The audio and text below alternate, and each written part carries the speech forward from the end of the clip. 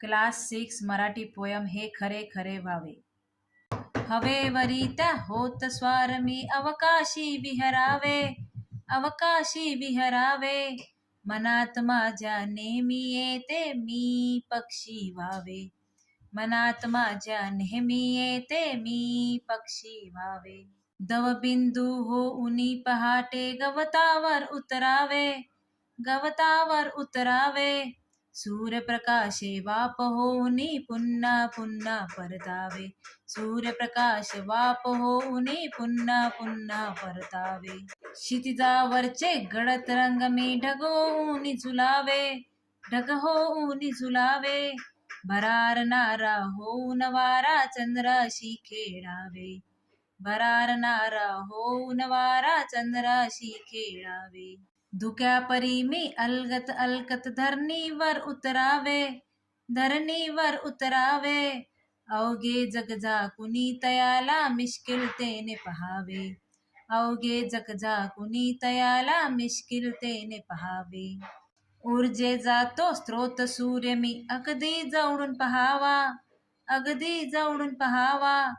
काळोखाला चिरत चिरत मी सूर्यकिरण व्हावा, काळोखाला चिरत चिरत मी सूर्यकिरण व्हावा. निसर्गातल्या रंगामध्ये मी रंगून जावे, मी रंगून जावे. भास नको मज तुम्हा सांगतोय खरे खरे व्हावे, भास नको मज तुम्हा सांगतोय खरे खरे व्हावे. सुमती पवार. कवितेचे भावार्थ. माझ्या मनात नेहमी असे वाटते की हवेवर आरूढ होऊन मी आकाशात फिरावे, पक्षी होऊन मन मोकळा संचार करावा.